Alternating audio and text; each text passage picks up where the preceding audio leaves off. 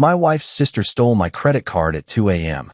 My wife snapped. She's just a girl. You're overreacting. I was sick in bed and replied, you're right. But the account she drained wasn't mine. Look, I'm not saying I'm a dramatic person, but when you're lying in bed at 3 in the morning, sweating through your third t-shirt of the night, convinced that your internal organs are staging some kind of mutiny against your will to live, and your phone starts vibrating like it's possessed by the ghost of a telemarketer who died mid-pitch. Well, you start to question your life choices. All of them, including that sketchy gas station sushi I definitely should not have eaten 2 weeks ago, which may or may not have been the patient zero of this particular biological disaster.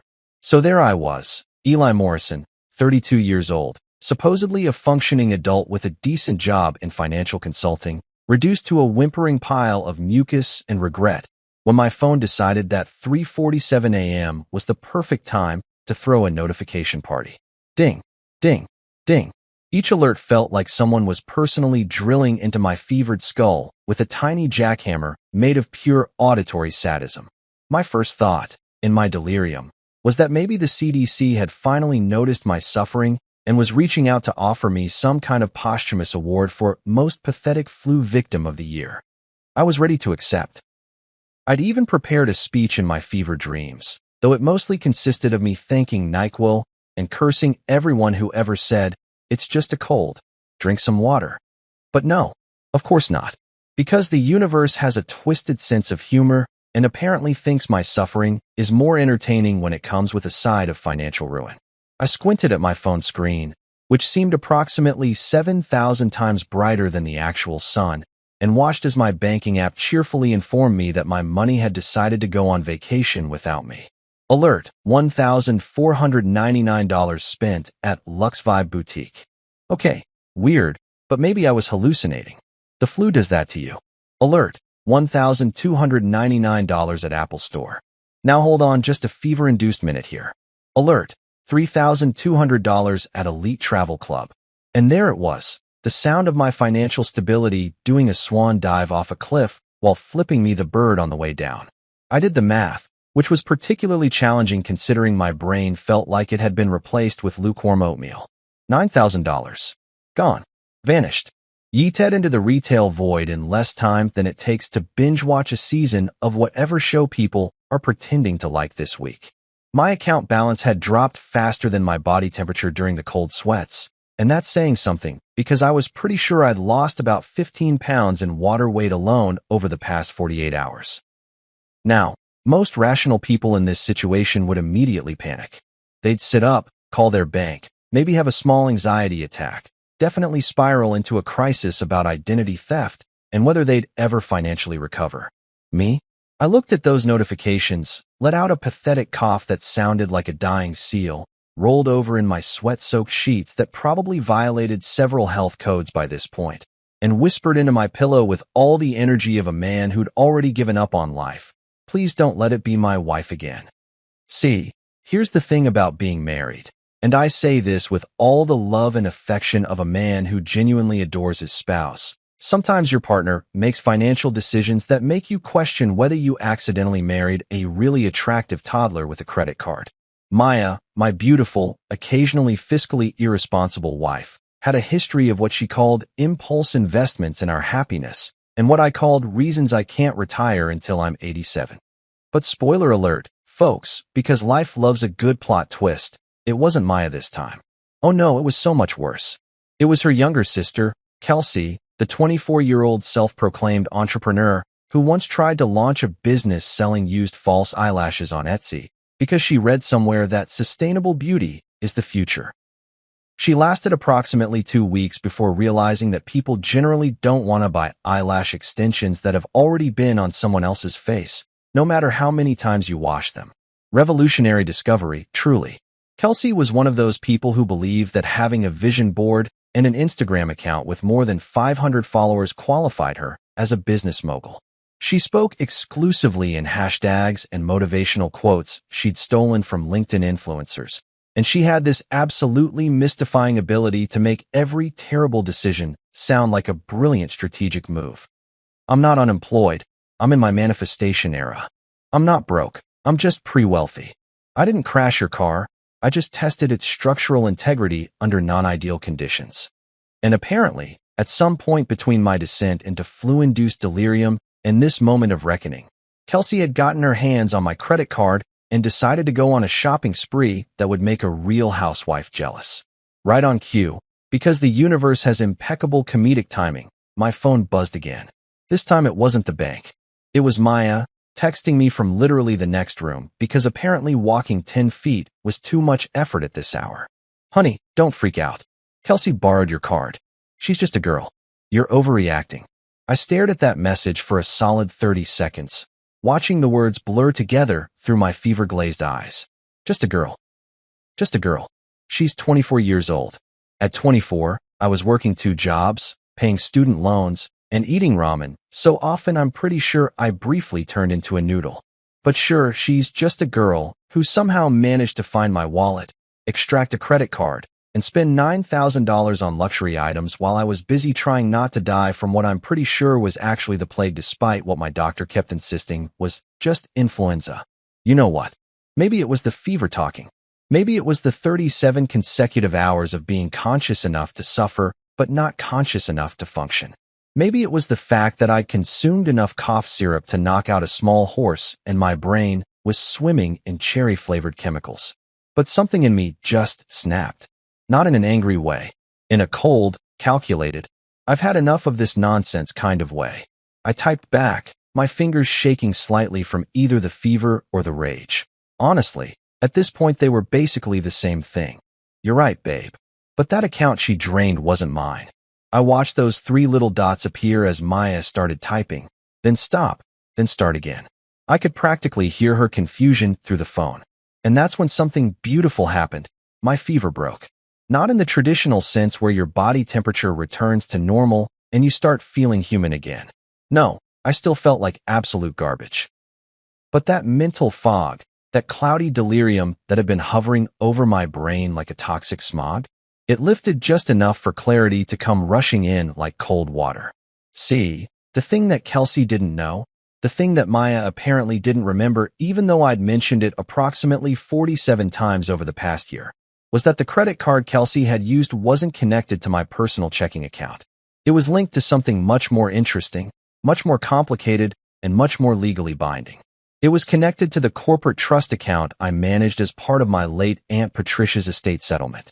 Aunt Patricia, bless her paranoid soul, had been a woman who trusted absolutely no one and loved legal documents more than she loved most of her relatives. When she died 2 years ago, she left behind a small fortune and approximately 9 million pages of stipulations, clauses, and conditions that would make a tax attorney weep with joy. One of those clauses, buried in Section 17, subsection C, paragraph 4 of the trust documentation, stated very clearly that any unauthorized use of estate funds by a family member would result in an immediate forfeiture of that family's claim to any inheritance. And Kelsey, in her infinite wisdom and complete lack of impulse control, had just triggered that clause by spending $9,000 of trust money on designer bags and Apple products. I lay there in my disgusting, sweat-soaked bed, feeling worse than I'd ever felt in my entire life, and I smiled. It wasn't a happy smile. It was the smile of a man who'd just realized that karma doesn't need your help. Sometimes you just need to step back and let the universe do its thing. That's when my fever broke, the actual fever this time, replaced by something much, much colder. The realization that I didn't need to get revenge on Kelsey for stealing from me. The paperwork would handle that all on its own. By the time noon rolled around the next day, I had graduated from actively dying to mostly dead but with better hair, which I considered a significant upgrade in my condition. I'd managed to shower, a Herculean effort that left me winded and questioning whether personal hygiene was really worth all that standing. And I'd even put on actual pants instead of the plague-ridden sweatpants that had basically fused with my skin over the past 3 days. I was sitting on the couch, wrapped in a blanket like the world's most pathetic burrito, nursing my 4th cup of tea and contemplating whether it was possible to sue someone for giving you the flu, when I heard the front door open. The sound of expensive heels clicking on our hardwood floor echoed through the house, like the opening notes of a horror movie soundtrack. Click, click, click. Each step was confident, unbothered, completely unaware that she was walking into what would soon become the worst day of her life. I didn't even have to look up to know who it was. Only one person in my life walked like they were perpetually on a runway that existed solely in their imagination. Kelsey Peterson, my sister-in-law, the human embodiment of every live, laugh, love sign ever sold at Target, strutted into my living room looking like she'd just stepped out of a magazine. Specifically, one of those magazines that makes you feel poor just by looking at the cover. She was wearing brand new designer heels that probably cost more than my monthly car payment, carrying a handbag that I'm pretty sure I'd seen on Maya's Pinterest board with the caption, "Dream Bag," and sporting oversized sunglasses even though she was indoors and it was literally overcast outside. Her outfit screamed, "I have money," while her bank account whispered, "Actually, you don't. You just commit credit card fraud." She tossed a plastic grocery bag at me with all the grace of someone throwing food to a zoo animal. It landed on my lap with a sad little thump. "I brought you soup," she announced, like she'd just performed some kind of humanitarian service worthy of a Nobel Prize. "Maya said you were dying or whatever, so I figured I should, check on you." I stared at her, my nose still red and raw from 3 days of constant tissue abuse, my voice sounding like I'd been gargling gravel, my entire soul exhausted from existing. "You used my credit card at 2 in the morning, Kelsey." Her perfectly contoured face arranged itself into an expression of shock that was so fake it could have been used as a prop in a community theater production. She gasped, actually gasped, like a Victorian maiden who'd just been told that ankles were visible, and pressed her manicured hand to her chest. "Oh my God, how did you know?" I just looked at her, blinked slowly, processed the absolute audacity of that question. "Because Chase Bank sends me love letters every single time someone uses my card, Kelsey. It's this crazy new technology called fraud alerts. Maybe you've heard of it? It's very cutting edge, very modern. Banks have been using it for, about 20 years now." She had the nerve to giggle. Not a nervous giggle, not an embarrassed giggle, a genuine, carefree, oopsie, silly me, kind of giggle that made me want to throw my tea at the wall. "Oh, relax, Eli. You're being so dramatic. I'll totally pay you back." "With what money, Kelsey? Your good vibes? Your collection of inspirational Instagram posts? The revenue from your failed eyelash business?" I was too sick to maintain my usual level of polite tolerance for nonsense, and honestly, it felt liberating. Because unless manifesting abundance now comes with a direct deposit feature, I'm not seeing how this math works out. She rolled her eyes, actually rolled them, like I was the one being unreasonable here, and flipped her hair in that way that people do when they're used to getting away with things because they're pretty. "You're literally so negative. This is why you're sick, you know. Bad energy attracts bad health." I read about it on a wellness blog. Before I could explain to her that influenza is caused by a virus and not by my skepticism about her financial responsibility, Maya came storming into the room like a referee breaking up a fight at a kindergarten playground. She was already in full defense mode, arms waving around, face set in that expression that meant she'd already decided who was right before hearing any actual facts. "Enough. Both of you, just stop. I haven't even started," I croaked, taking a sip of my tea. Maya pointed at me like I was a misbehaving child. "You always blow things out of proportion, Eli." She made a mistake. Everyone makes mistakes. You're acting like she committed murder. No, if she'd committed murder, at least I'd get life insurance money. What I got instead was $9,000 in charges for stuff she doesn't need and can't afford. I turned to look at Kelsey, who was now examining her new nails like this conversation was boring her. "Tell me something, Kels. What exactly did you buy at Lux Vibe Boutique at 2:47 in the morning? Because I'm genuinely curious what's so urgent that it can't wait until the sun comes up." She shrugged, completely unbothered.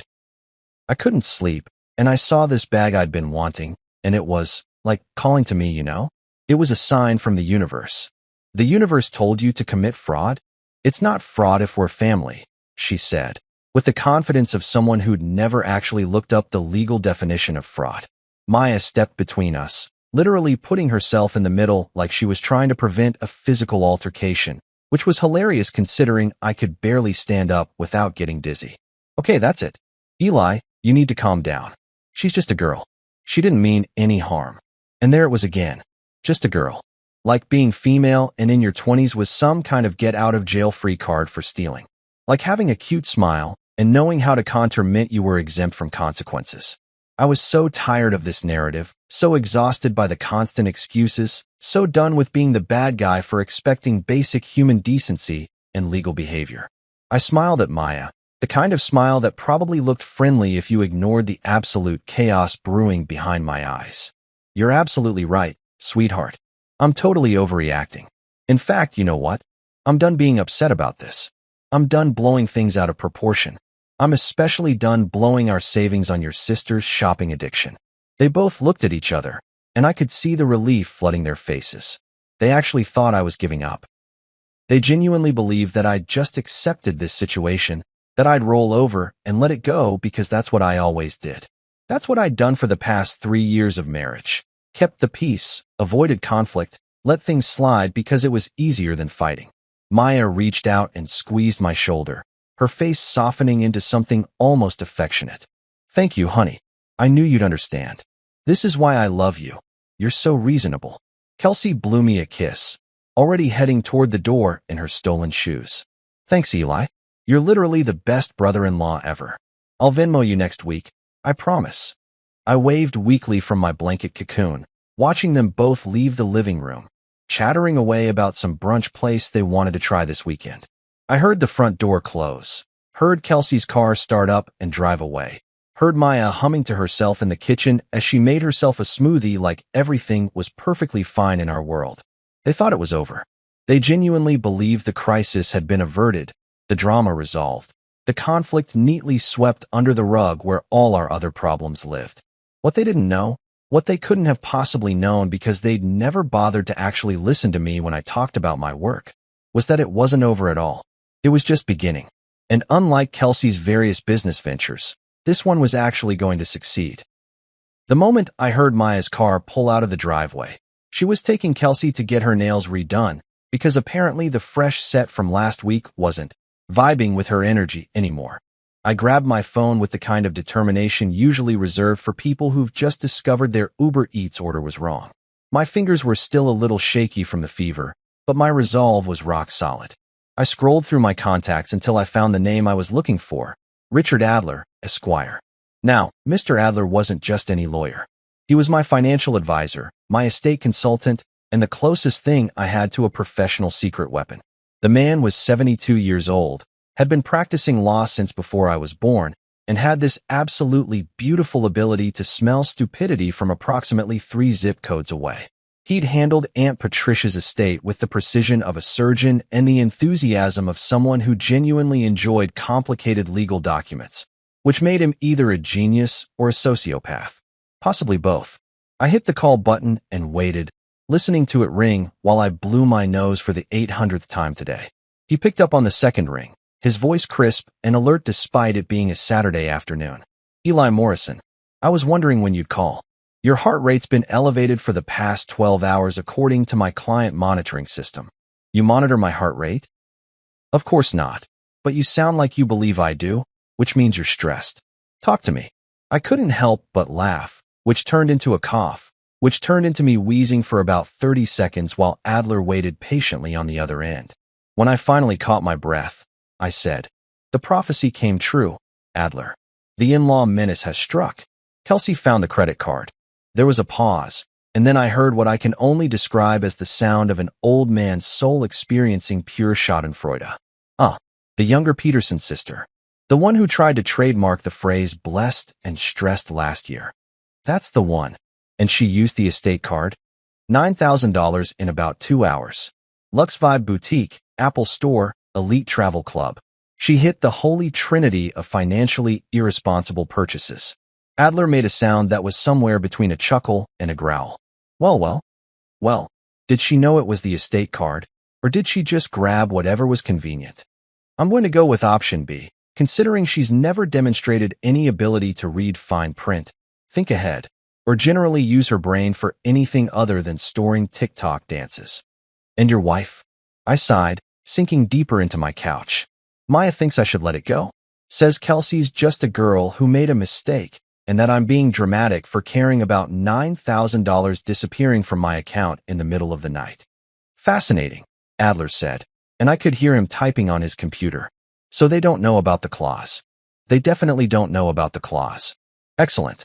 So the question becomes, do you want to press criminal charges and make this a legal nightmare that follows your sister-in-law for the next 7 to 10 years? Or would you prefer to make this educational? I thought about it for exactly 3 seconds. Educational, but with a full scholarship in regret and a minor in consequences. My favorite kind of lesson plan. Let me pull up the trust documents. Here's the thing that Kelsey, Maya, and pretty much everyone in Maya's family didn't understand about Aunt Patricia's estate. It wasn't just a pile of money sitting in an account waiting to be distributed. It was a carefully constructed legal fortress designed by a woman who'd spent 40 years as a corporate accountant and had seen every possible way people could screw each other over financially. Aunt Patricia had trusted no one. Not her siblings, not her nieces and nephews, not even her own children. And she'd built her estate plan like someone preparing for a zombie apocalypse where the zombies were her relatives trying to get their hands on her money. The trust she'd created had more clauses, conditions, and tripwires than a Mission Impossible movie. There were provisions about drug testing, education requirements, employment verification, and my personal favorite, the unauthorized use clause. Section 17, subsection C, paragraph 4, which I'd read so many times I could practically recite it in my sleep, and had, during several fever dreams over the past few days.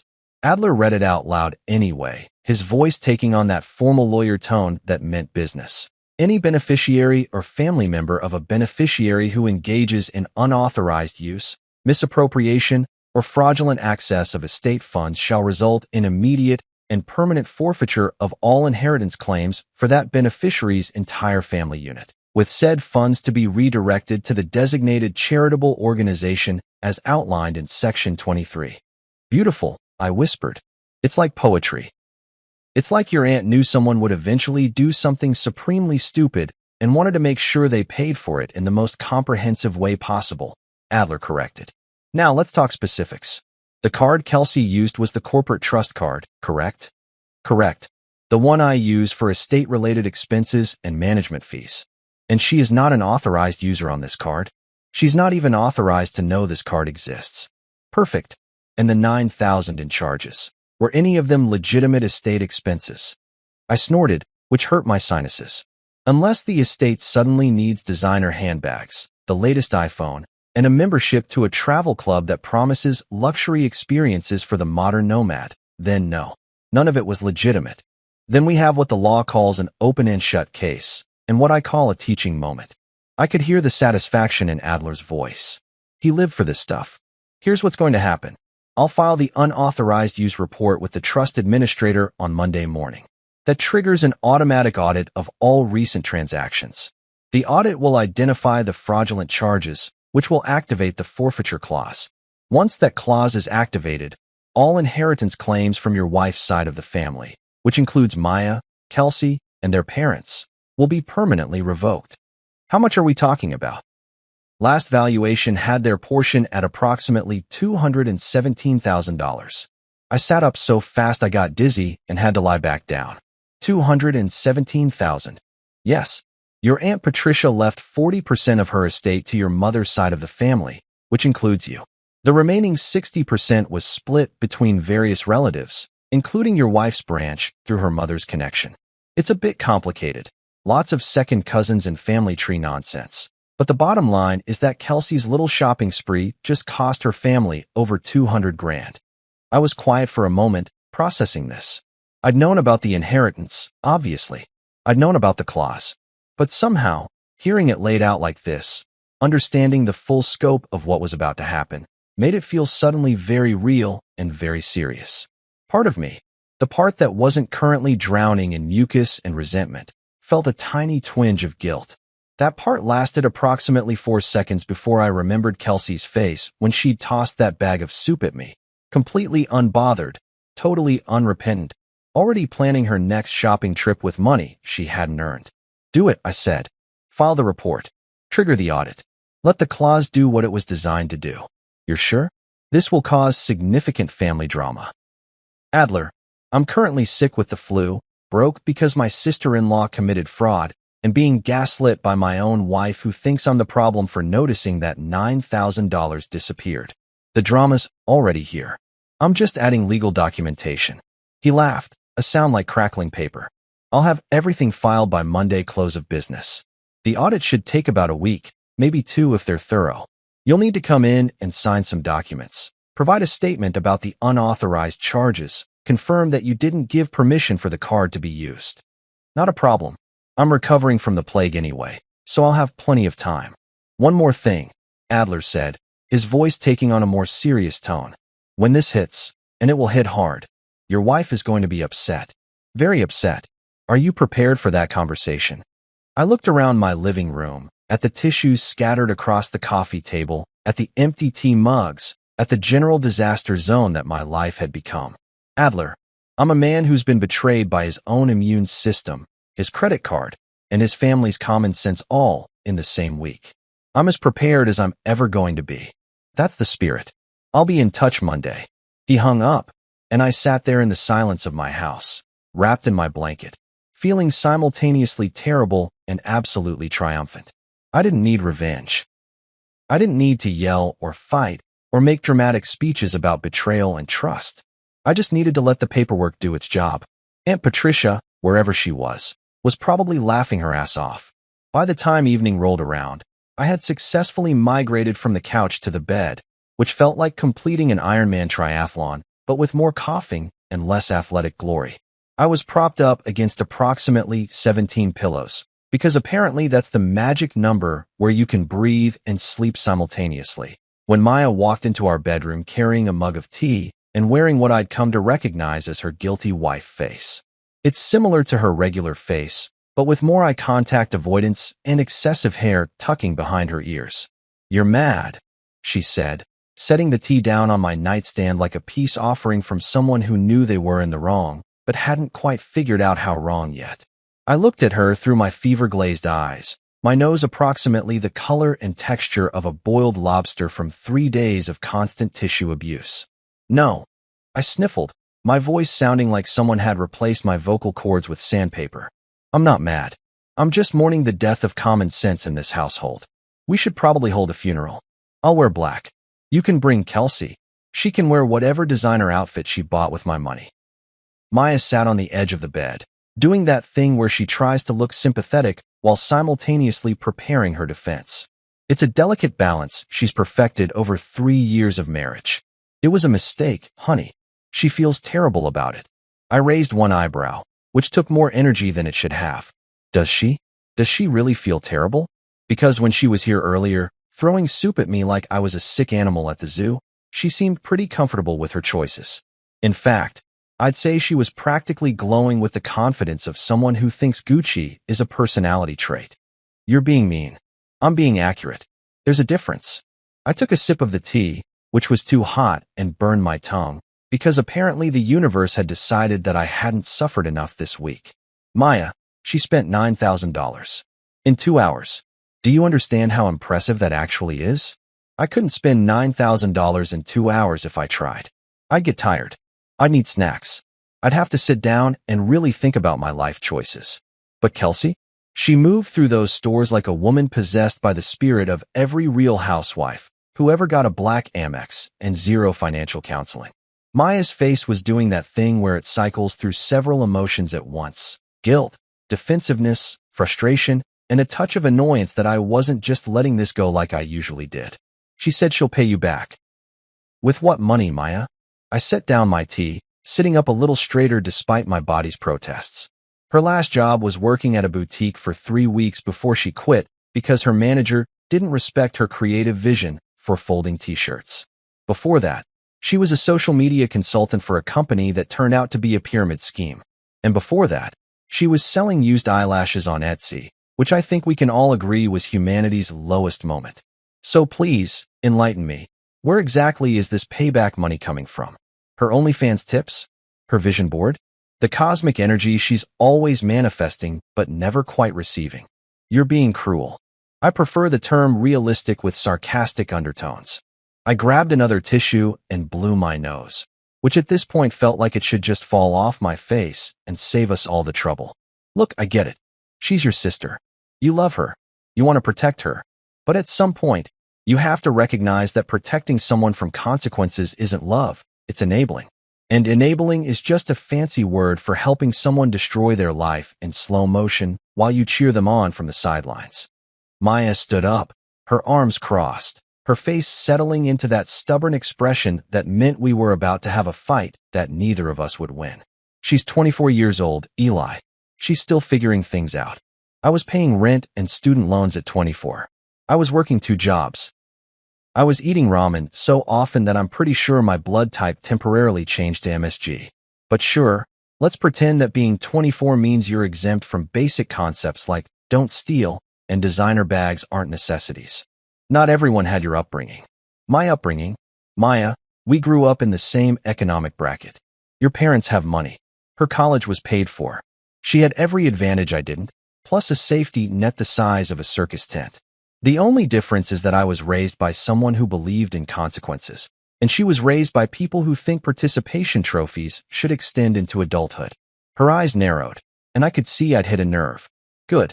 Maybe if I poked enough nerves, one of them would connect to the part of her brain that understood basic financial responsibility. You're saying my parents are bad parents?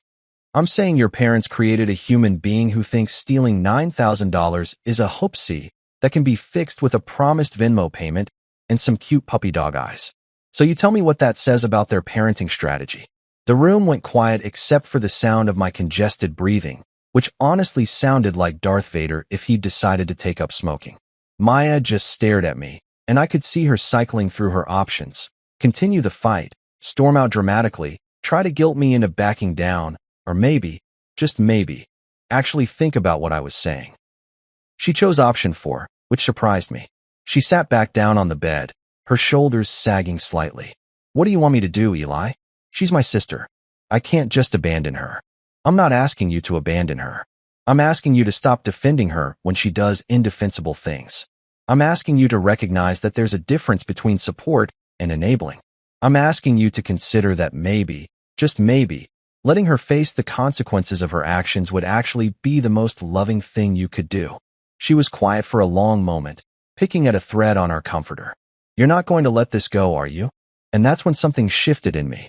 That's when I realized that this conversation, this moment, was probably going to be the last time I'd have to explain this situation, because by Monday afternoon, the entire dynamic would change. The paperwork would be filed. The audit would begin. The clause would activate. And suddenly, I wouldn't need Maya to understand or agree or see my point of view, because the legal system would do all the explaining for me. I smiled, which probably looked creepy given my current state of illness and general dishevelment. Actually, sweetheart, I already let it go. She looked confused, tilted her head like a puppy trying to understand quantum physics. You did? Yep. Completely released it. Forgave and forgot.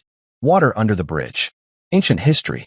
I'm basically the Buddha of credit card fraud victims. Just sitting here, accepting the universe's will, vibing with the energy of financial ruin.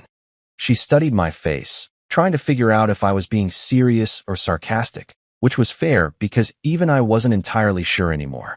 The fever had reached that stage where everything felt slightly surreal, like I was watching my own life through a TV screen with slightly off color settings. Really? She asked, hope creeping into her voice. Really? I lied, which technically wasn't a lie because I genuinely had let go of the anger. I'd let go of the need for revenge. I'd let go of the desire to make them understand through argument and logic. I'd let go of everything except the quiet satisfaction of knowing that Aunt Patricia's lawyer was about to do something beautiful on Monday morning. Maya actually hugged me, despite the fact that I was essentially a biohazard wrapped in a blanket. Thank you, she whispered. This is why I love you. You're so understanding. I patted her back weakly, fighting the urge to laugh, which would have turned into coughing and ruined the moment. That's me. Understanding. Forgiving. Totally not planning anything. Just a sick guy accepting his fate. She pulled back, smiling now, the tension completely gone from her face. I'm going to call Kelsey and tell her you're not mad anymore. She's been stressed about it. Oh, absolutely. Tell her I said no hard feelings. Tell her we're family, and family forgives each other. Tell her I hope she enjoys her new purchases.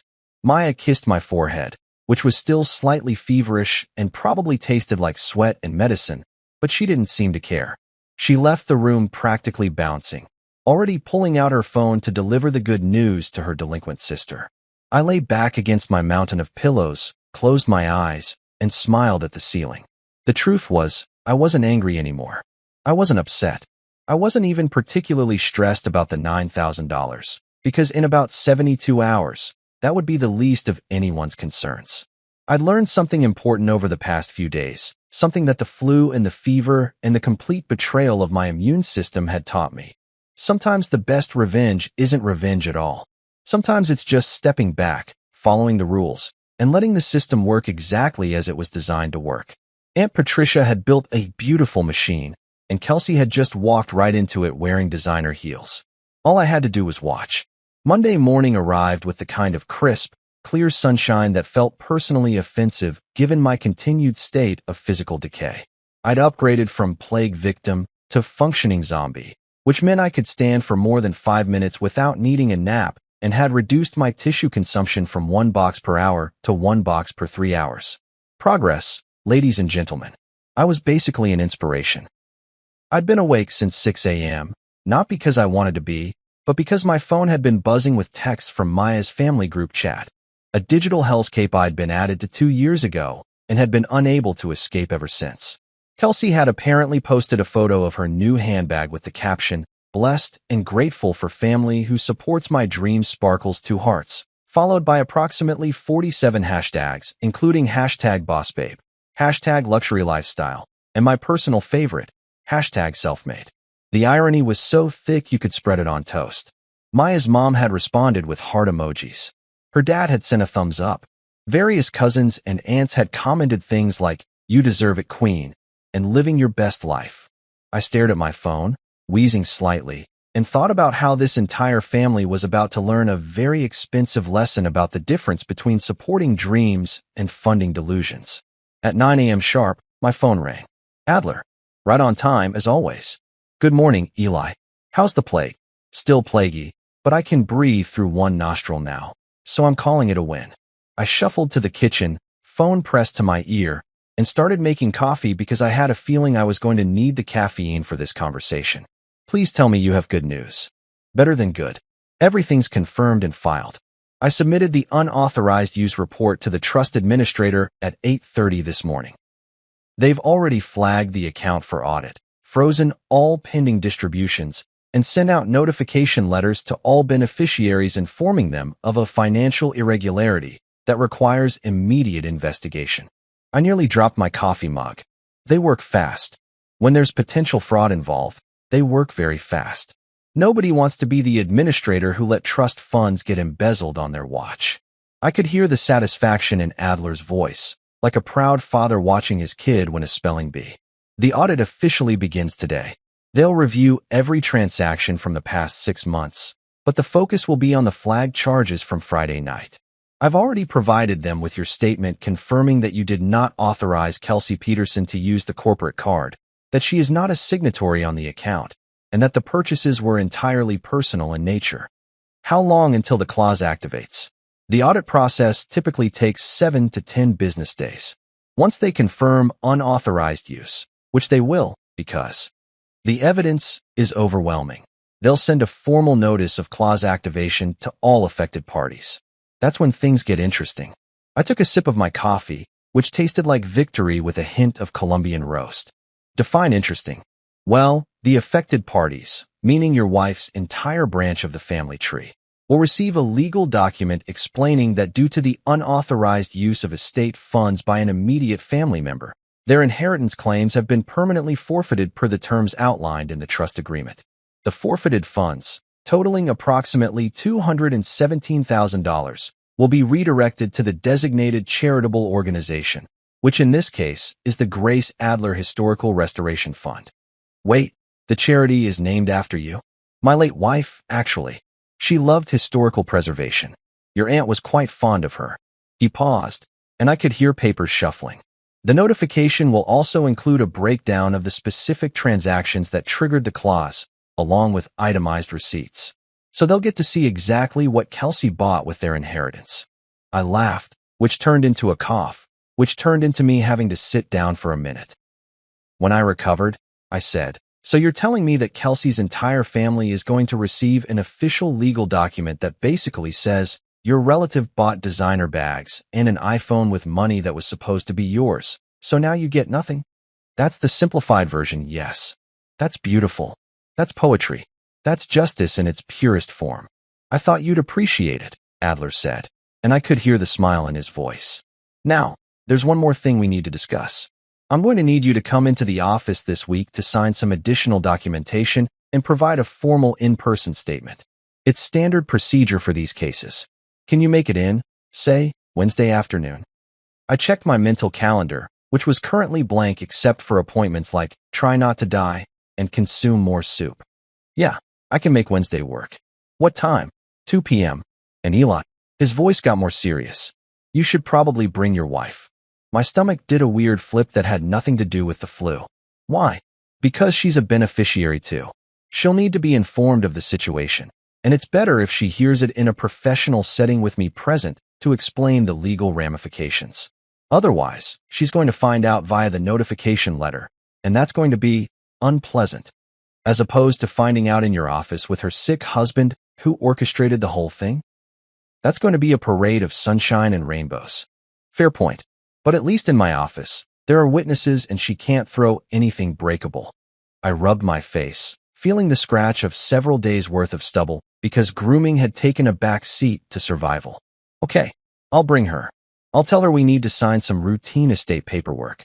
She won't ask questions. Perfect. I'll have everything prepared. He paused again, and when he spoke, his tone had shifted to something almost paternal. Are you sure you want to go through with this, Eli?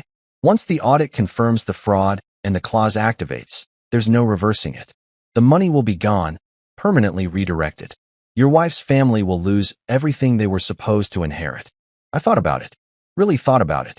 Pictured Kelsey's face when she tossed that bag of soup at me, completely unbothered by what she'd done. Remembered Maya's dismissive tone when she told me I was overreacting to $9,000 in fraud.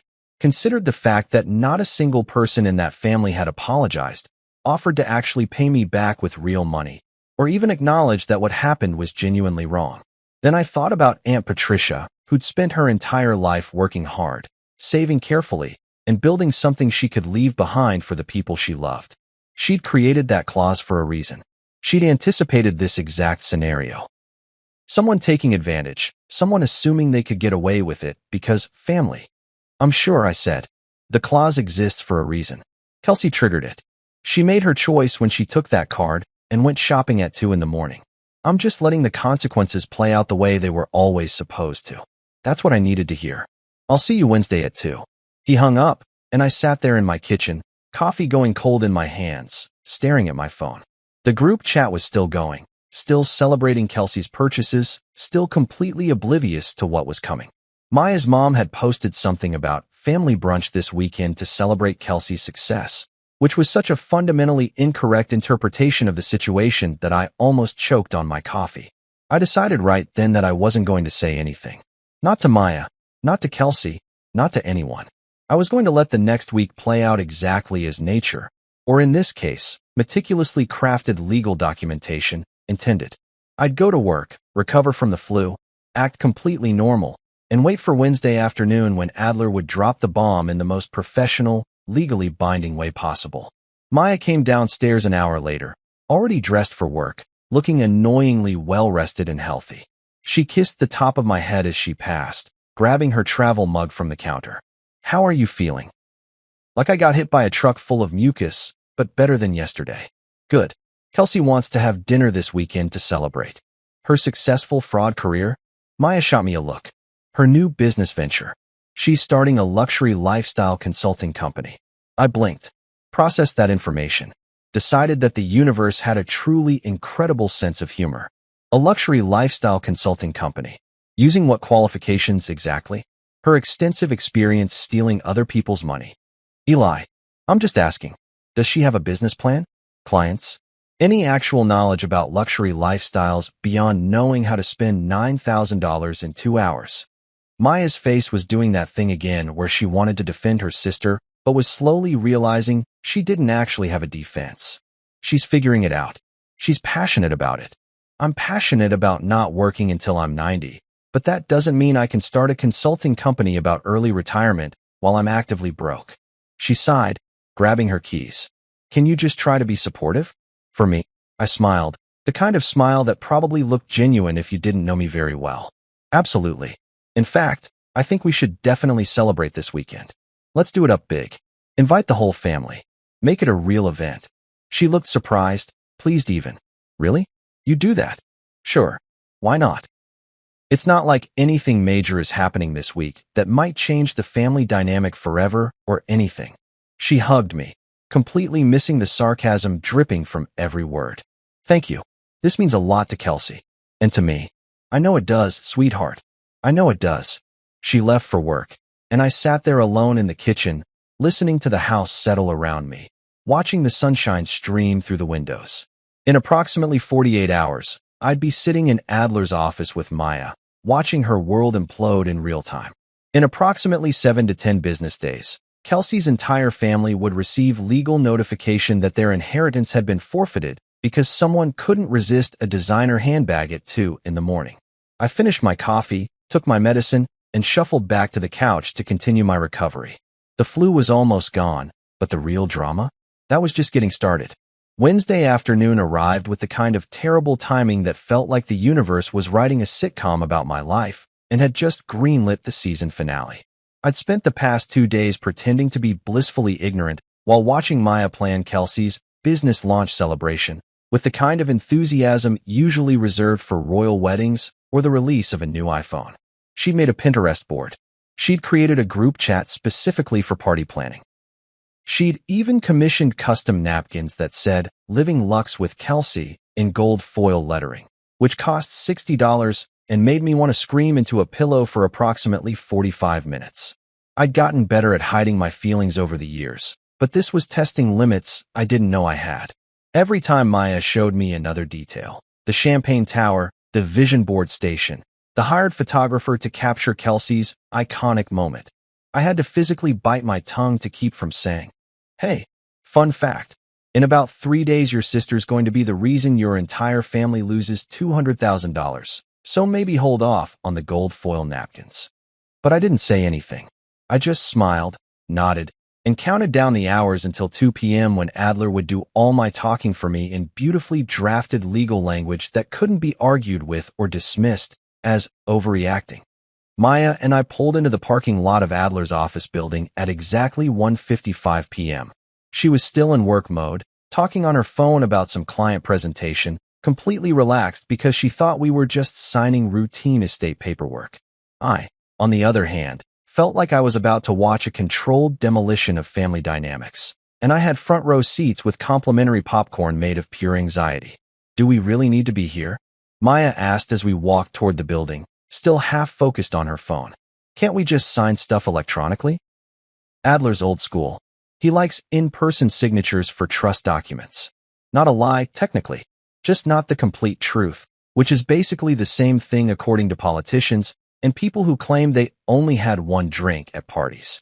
We took the elevator to the 3rd floor, walked down the hallway with its generic office carpet and motivational posters about integrity that now felt deeply ironic, and arrived at Adler's office. The receptionist, Margaret, who'd been working there longer than I'd been alive, greeted us with a knowing look that made me think Adler had briefed her on what was about to happen. "Mr. Morrison, Mrs. Morrison, Mr. Adler is expecting you. Go right in." Adler's office looked exactly like you'd expect a 72-year-old estate lawyer's office to look. Darkwood furniture, shelves full of leather-bound law books that may or may not have been decorative, a desk that could probably survive a nuclear blast, and approximately 17 framed certificates proving he was qualified to ruin people's days in the most legally sound way possible. He stood when we entered, extending his hand first to Maya and then to me. "Mrs. Morrison, thank you for coming. Please, both of you have a seat." We sat in the leather chairs across from his desk, and I noticed he'd already laid out several documents in neat stacks, each one flagged with those little colored tabs that meant "sign here" or "acknowledge your complete and total life implosion." Maya smiled politely, still completely unsuspecting. "So what paperwork do we need to sign today?" Adler folded his hands on his desk, and I recognized that expression. It was the same expression a doctor has right before they tell you the test results aren't good. Professional sympathy mixed with the emotional detachment necessary to deliver bad news without crying yourself. Actually, Mrs. Morrison, we're not here for you to sign anything today. We're here because there's been a development regarding your late Aunt Tinlaw's estate that requires immediate discussion. Maya's smile faltered slightly. A development? What kind of development? The kind that involves unauthorized use of estate funds and the activation of a forfeiture clause. He slid a document across the desk toward her. This is a formal audit report from the trust administrator, completed as of yesterday afternoon. I think you should read it. I watched Maya pick up the document, her eyes scanning the first page. I could see the exact moment comprehension started to hit because her face went through about 6 different expressions in 3 seconds. Confusion, recognition, shock, and then something approaching horror. This says Kelsey used a trust account card? Her voice had gone up about 2 octaves, approaching frequencies only dogs could hear. That's correct, Adler said calmly, like he was discussing the weather instead of financial devastation. On Friday evening, your sister used a corporate credit card belonging to the estate trust to make several personal purchases totaling $9,098.63. The card was in your husband's possession for legitimate estate management purposes. Your sister accessed it without authorization and used it for personal expenditures. Maya turned to look at me, her face a mixture of betrayal and dawning understanding. You knew. This is the card you were talking about. I tried to explain on Saturday, I said quietly. You told me I was overreacting. She turned back to the document, flipping through pages, and I could see her hands starting to shake slightly. What's this about a forfeiture clause? Adler leaned forward, his voice taking on that careful, measured tone lawyers use when they're about to drop a bomb. Your aunt-in-law's trust contained a very specific provision regarding unauthorized use of estate funds. The clause states, and I'm reading directly from the trust document here, any beneficiary or immediate family member of a beneficiary who engages in unauthorized use, misappropriation, or fraudulent access of estate funds shall result in immediate and permanent forfeiture of all inheritance claims for that beneficiary's entire family unit.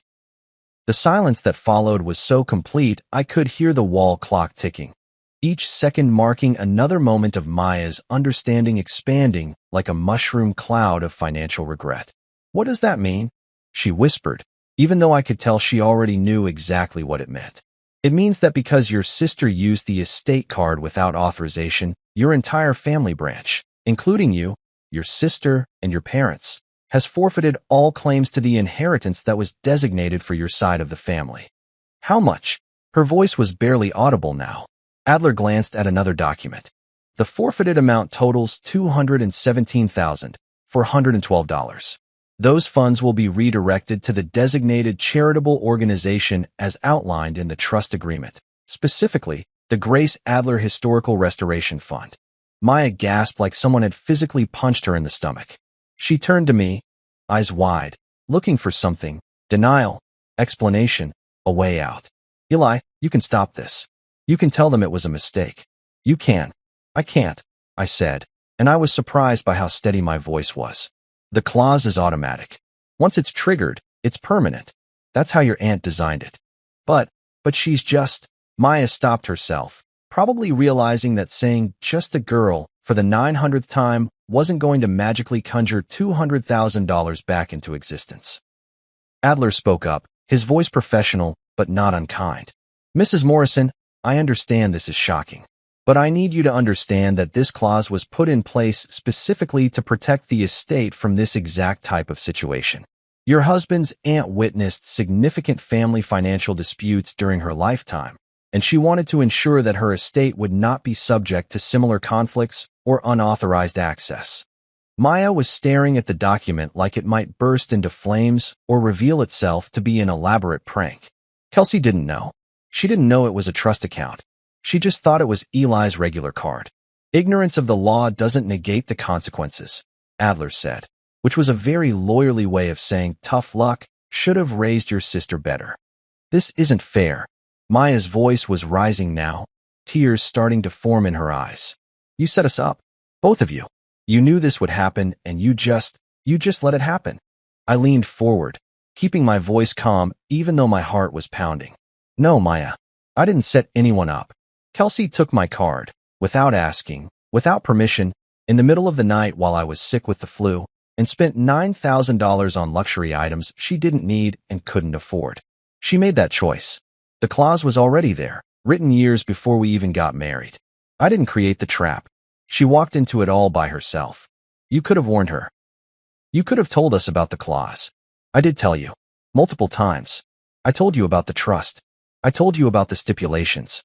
I told you that Aunt Patricia's estate had serious legal protections. You told me I was being boring and that we could talk about it later. Well, it's later now. Adler cleared his throat. Mrs. Morrison, I have to inform you that the forfeiture is final and irrevocable.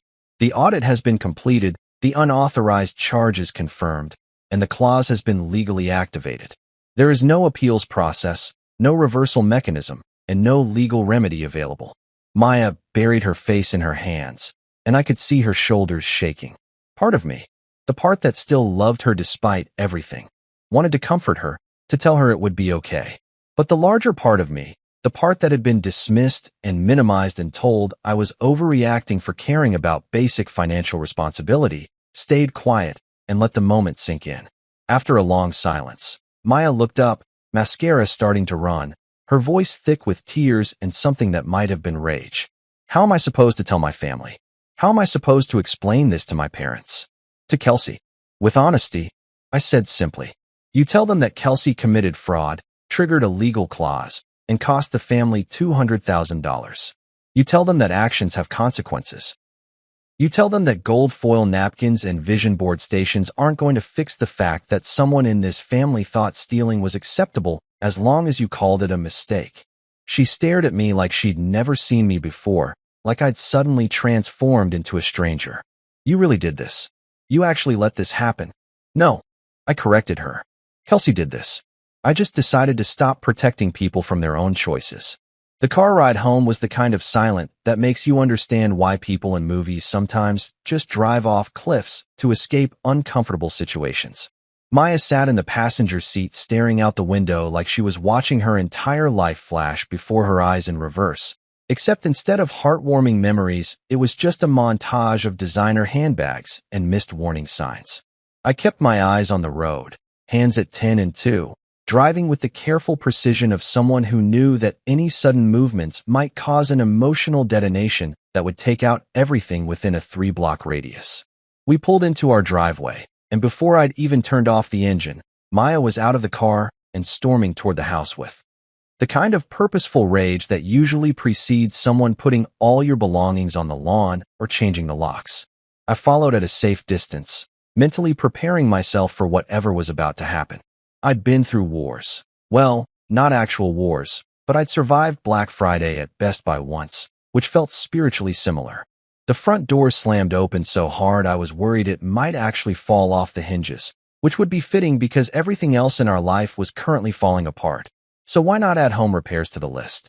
Maya dropped her purse on the floor, kicked off her heels with enough force to leave dents in the wall, and whirled around to face me with the fury of someone who'd just realized they'd been playing checkers while everyone else was playing chess.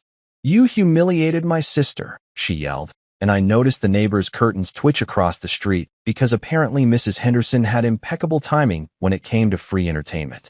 I closed the door calmly, locked it, and walked to the kitchen to pour myself a glass of orange juice, because if I was going to have this fight, I at least wanted to stay hydrated. Correction, I educated your sister. The tuition was $9,000, which is actually pretty reasonable considering most private universities charge about 60 grand a year. This isn't funny. You're right, it's not funny. It's hilarious. There's a difference. I took a sip of my juice, leaning against the counter like we were having a casual conversation about weekend plans instead of the complete implosion of her family's financial future. Your sister stole from me, Maya. She committed fraud. And instead of apologizing, accepting responsibility, or showing even a microscopic amount of remorse, she showed up at our house in brand new designer heels acting like she'd done me a favor by bringing soup from the grocery store. Maya started pacing, which is what she did when she was trying to organize her thoughts, but her thoughts were currently scattered across the floor like marbles rolling in every direction. You could have stopped this. You could have told Adler to hold off on the audit. You could have given her a chance to pay you back. With what money, Maya? Her trust fund? Oh wait, she doesn't have one. Her successful business? Oh wait, that doesn't exist. Her steady income?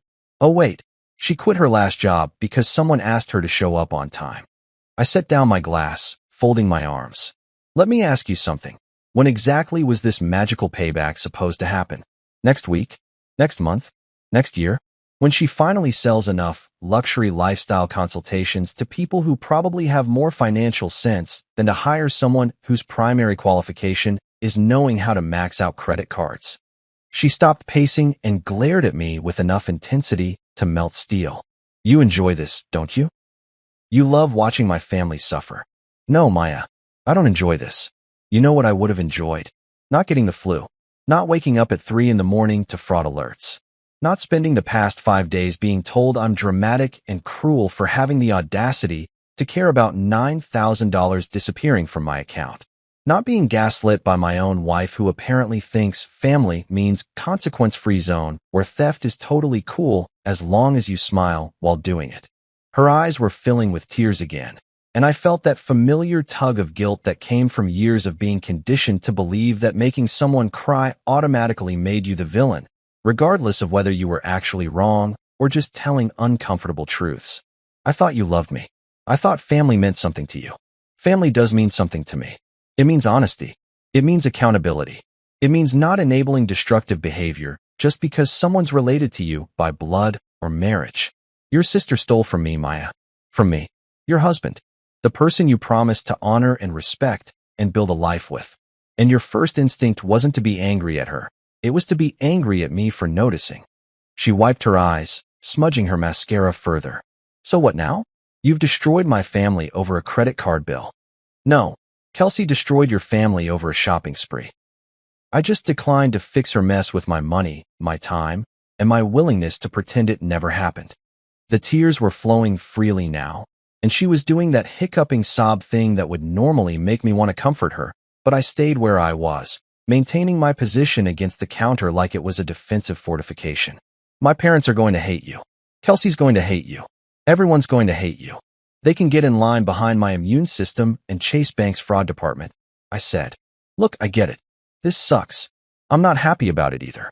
But here's the thing. I didn't write that clause. Your aunt did. I didn't trigger it. Kelsey did. I didn't hide the consequences. I told you repeatedly that there were serious legal protections on that estate. You just didn't want to listen because listening would have required acknowledging that your sister is a 24-year-old walking disaster who makes terrible decisions and expects everyone else to clean up after her. Maya slumped down onto one of the kitchen chairs, her head in her hands. What am I supposed to tell them? The truth. That Kelsey committed fraud, triggered a forfeiture clause, and cost the family $200,000. That actions have consequences. That just a girl doesn't hold up as a legal defense. They're never going to forgive this. Maybe not. But maybe that's not actually my problem. I grabbed my orange juice and started walking toward the stairs. I'm going to go lie down because I'm still recovering from the flu that nobody seems to remember I have. When you're ready to have a conversation that doesn't involve blaming me for other people's choices, you know where to find me. I made it halfway up the stairs before she spoke again, her voice quieter now, defeated. I defended her. To you. I told you to let it go. I called you dramatic. I paused, turned to look at her sitting there in our kitchen surrounded by the wreckage of her denial. Yeah, you did. I should have listened to you. Yeah, you should have. Are we going to be okay? That was the question, wasn't it? The big one.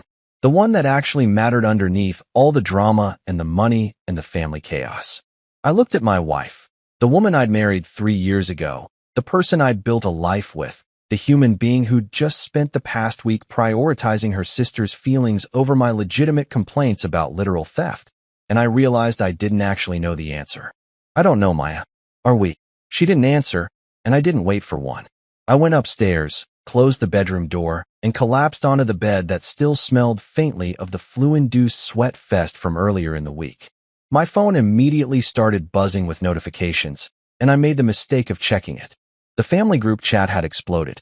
Apparently Maya had sent a message, probably through tears and rage, explaining what had happened. The responses were exactly what you'd expect from a family that had just learned their golden child had cost them a six-figure inheritance. Maya's mom: "This can't be real. There has to be something we can do." Maya's dad: "I'm calling our lawyer. This is ridiculous." Kelsey: "OMG, I didn't know. How was I supposed to know? This is so unfair." Random cousin Jennifer: "Wait, what happened?" Kelsey: "Eli ruined everything because I'm successful and he's jealous." I stared at that last message, watching the dots appear and disappear as more people typed, and I felt something crack inside me that wasn't quite laughter and wasn't quite despair. I was jealous. Of course. I was jealous of her ability to commit fraud and still somehow make herself the victim. I was jealous of her talent for destroying things and walking away without a scratch.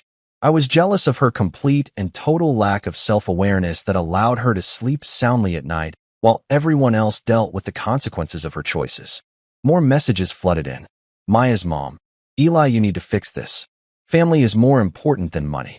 Aunt Carol: "I always knew he was cold. Maya deserves better." Kelsey: "Literally crying RN. I was just trying to invest in my business and now everyone's mad at me." I turned off my phone and threw it across the room, where it landed on a pile of dirty laundry I'd been meaning to deal with for 3 days. The house was quiet except for the sound of Maya crying downstairs and the distant hum of the refrigerator doing its job despite the emotional apocalypse happening around it. That night, she didn't come to bed. I heard her moving around downstairs, heard the TV turn on and off, heard her talking on the phone in hushed, angry whispers that occasionally rose to normal volume when she forgot she was trying to be quiet. I caught fragments. "He planned this. So cold. I don't know if I can forgive this. What am I supposed to do?" Around 2 a.m., my phone, retrieved from the laundry pile during a bathroom break, lit up with a text from Maya: "You ruined us." Then another: "You're heartless." Then, 5 minutes later: "Also, can you pick up oat milk? We're out." I stared at that last text for a solid minute, trying to process the emotional whiplash of going from heartless to grocery requests in under 10 minutes. It was so perfectly, absurdly, quintessentially Maya that I almost laughed. Almost. Instead, I typed back: "Sure.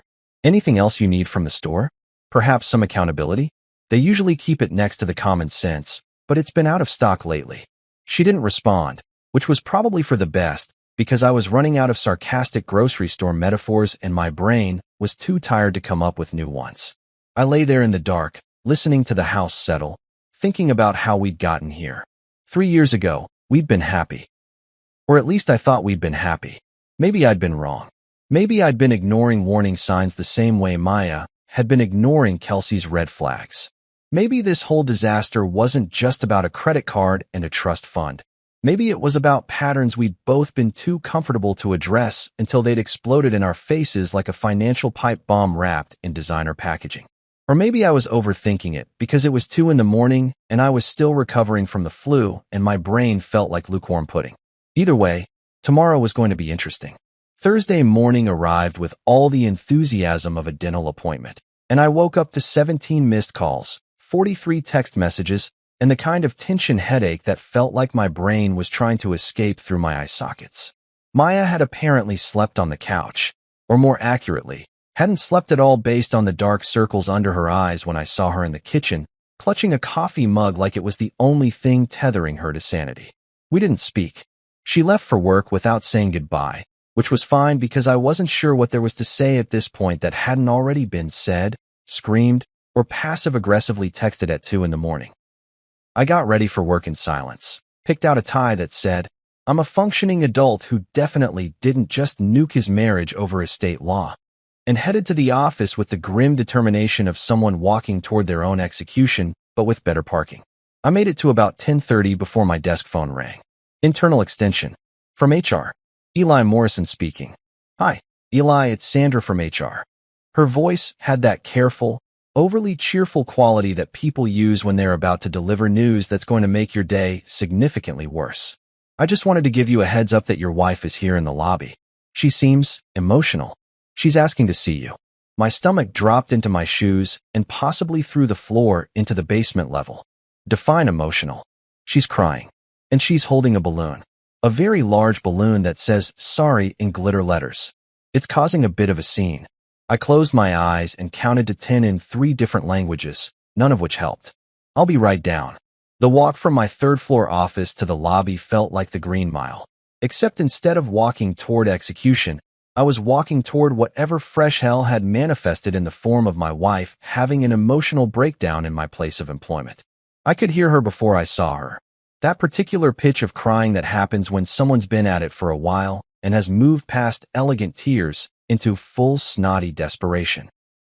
The lobby of our building was one of those modern corporate spaces with too much glass, uncomfortable minimalist furniture, and a giant company logo that was supposed to inspire confidence in our clients, but mostly just made everyone feel like they were living in a dystopian tech startup.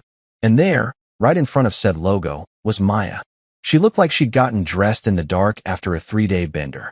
Her hair was in a messy ponytail, her makeup was smudged and running, and she was wearing what appeared to be yoga pants and one of my old college sweatshirts, which I'm pretty sure violated at least 3 workplace dress codes despite the fact that she didn't actually work here. In her hands was indeed a giant balloon. One of those massive foil monstrosities that usually gets released at gender reveal parties or sad corporate celebrations. Emblazoned with the word sorry in sparkly letters that caught the fluorescent lighting and threw little rainbows across the marble floor. She saw me emerge from the elevator and immediately launched into what I can only describe as a performance piece titled, "Please Don't Leave Me," a tragedy in one act. "Eli," she cried, loud enough that every single person in the lobby, and there were approximately 30 people including clients, colleagues, the security guard, and a very confused delivery person, stopped what they were doing to watch. "You can't destroy my sister over a mistake. You just can't." I felt my face go through several temperature changes, finally settling on approximately the surface of the sun. Around me, I could see coworkers peeking out from offices, hear the whispers starting, notice my boss, my actual boss, Gerald, who controlled my promotions and annual reviews, poke his head around the corner from the conference room with an expression of pure fascination. "Maya," I said quietly, walking toward her with the careful approach of someone trying to coax a wild animal away from a highway.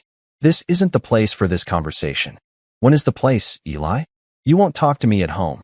You're ignoring my texts. You're just letting this happen like it doesn't matter." She was full-on sobbing now, the balloon bobbing above her head like some kind of demented apologetic halo. "She's just young. She made a mistake. She didn't mean to ruin everything." People were definitely staring now. I could see phones coming out, which meant this was absolutely going to end up on someone's social media with a caption like "corporate drama alert" or "when your personal life crashes your professional life." Fantastic. I'd always wanted to go viral, preferably for something that didn't involve my wife's family's fraud charges. "Maya," I tried again, my voice still low but firm. "Stealing isn't a mistake. It's a crime. A crime that comes with receipts, bank statements, and legal consequences that I explained to you multiple times before any of this happened."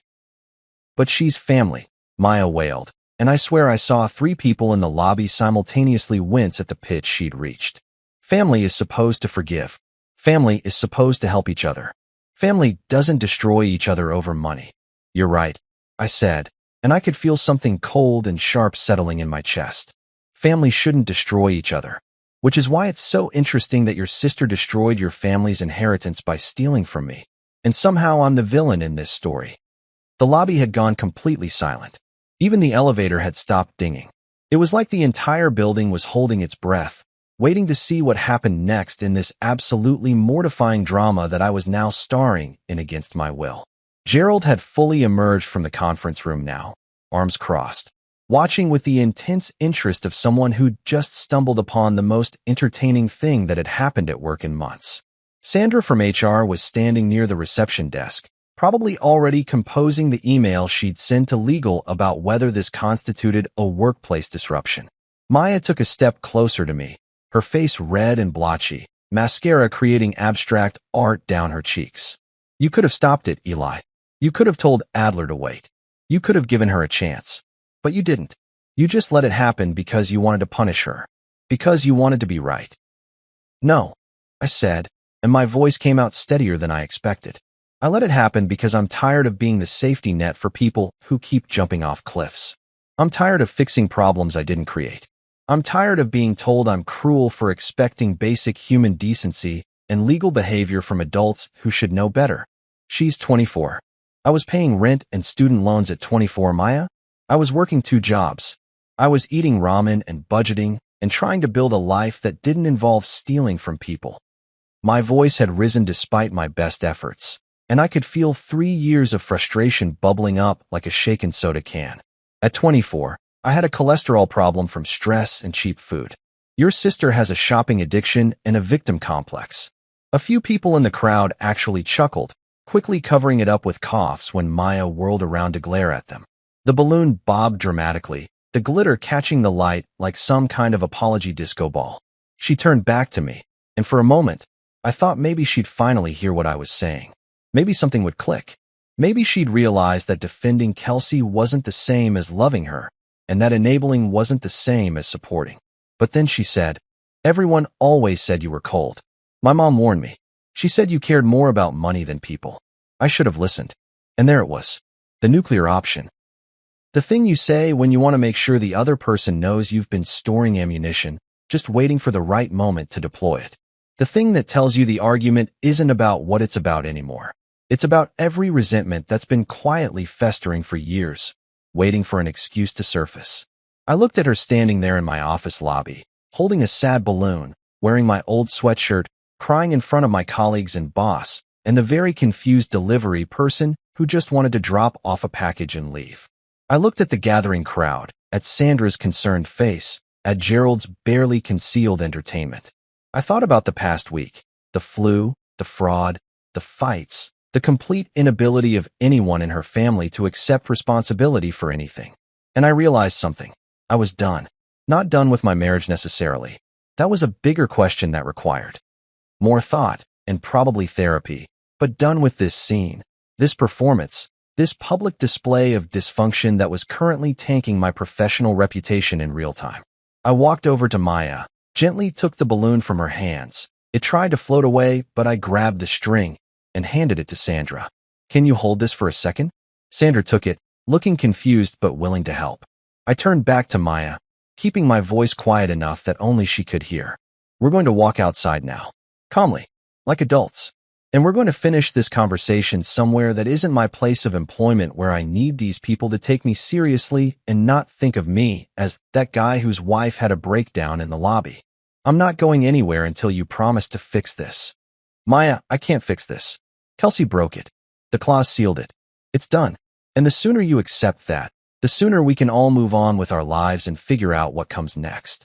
She stared at me, tears still streaming, breathing hard. "I hate you right now. I know you do. But we're still leaving this lobby." I gently took her arm. She didn't resist, which I took as a good sign, and walked her toward the exit. The crowd parted like the Red Sea, everyone trying to look busy with their phones or papers while absolutely still watching every second of this drama. Gerald gave me a small nod as I passed, which I chose to interpret as handle your business, rather than start updating your resume. We made it outside into the parking lot, where the November air was cold enough to be clarifying. Maya pulled away from me, wrapping her arms around herself. "What am I supposed to do now?" "Go home. Call your sister. Tell her the truth. Stop trying to make me the villain in a story where someone literally committed fraud. And us." I looked at her, really looked at her, and saw not just my wife but the accumulation of every fight we'd avoided, every boundary we'd failed to set, every time we'd chosen peace over honesty. I don't know, Maya. I really don't. But I know that whatever us looks like going forward, it can't include me being blamed for other people's choices or being expected to fix problems that aren't mine to fix. She nodded slowly, like she was hearing me for the first time in days. Or maybe for the first time ever. Then she turned and walked to her car, got in, and drove away without looking back. I stood there for a minute, watching her leave, before heading back inside where I had to face approximately 30 witnesses to my personal life imploding in high definition. Sandra still had the balloon. "You can throw that away," I told her. "You sure? It cost at least $20. "I'm very sure." Gerald appeared at my elbow as Sandra disposed of the world's most expensive apology. "That was quite a show, Morrison." "Yeah, Sorry about that. Don't be. Best entertainment we've had since Johnson microwaved fish in the break room. He clapped me on the shoulder. Take the rest of the day. Get your head straight. Come back Monday ready to work. I nodded, grateful for the escape route. Thanks, Gerald. And Morrison? For what it's worth, you handled that with more patience than most people would have. Sometimes standing your ground is the right call, even when it's hard. I went home, crawled into bed, and slept for 14 hours straight. A week later, 7 days of blessed silence, separate bedrooms, and the kind of tension that makes you understand why some people just fake their own deaths and move to Costa Rica. They both showed up at our door looking like they'd been through a war. Kelsey's designer confidence had evaporated, replaced with red-rimmed eyes and yesterday's makeup.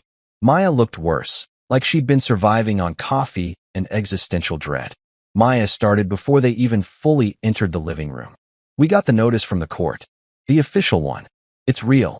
I nodded from my position on the couch, where I'd been living my best hermit life. It's been real since the minute she swiped my card at 2 a.m. to buy a handbag that cost more than most people's rent. Kelsey's face crumpled like a paper bag. You could have stopped it. You could have called the bank. You could have done something. I could have stopped it the same way I could have stopped your spending. By confiscating your phone, implementing parental controls, and treating you like the irresponsible child you apparently still are despite being old enough to rent a car and vote. This is all your fault. No, Kelsey. This is what happens when you commit fraud and trigger a legal clause that was specifically designed to catch people like you. And then she said the thing that changed everything. Maya told me it'd be fine. She said you'd never find out. She said. The room went silent. Maya's face drained of color. I turned to look at my wife very slowly. You what? 2 months later, the dust had settled in the most anticlimactic way possible. The estate finalized everything. $217,000 redirected to the Grace Adler Historical Restoration Fund, which sent me a thank you letter with a photo of a restored Victorian mansion. I hung it on the fridge next to Maya's handwritten apology note, because I'm petty and also because it was genuinely funny. Maya stayed, not out of love initially, but out of sheer embarrassment and the fact that explaining this disaster to her next boyfriend seemed worse than just working through it. Also, I'm the only one who knows the Wi-Fi password and how to fix the garbage disposal, which apparently counts for something in modern marriage. Kelsey moved to Portland or Austin or some other city where failed influencers go to start fresh. Last I heard, she's working at a shoe store, which feels like cosmic justice considering she once spent $3,000 on designer heels in a single transaction. The family stopped talking to me, which honestly improved my mental health significantly. Thanksgiving got a lot quieter. Christmas cards got a lot cheaper. One night, about 8 weeks after everything imploded, Maya and I were eating takeout when she sighed. I still can't believe you trapped us like that. I smiled, twirling lo mein on my fork. You call it a trap. I call it a legally binding reminder not to mess with a man on flu medication who actually reads the fine print. She laughed, actually laughed, for the first time in months. What did you learn from all this? Easy. Next time I get the flu, I'm hiding my wallet, changing all my passwords, and installing a safe that requires both a fingerprint and a blood sample to open. And what about us? I looked at her. We're still figuring that out. But at least now we're doing it honestly. She nodded. That was enough. For now.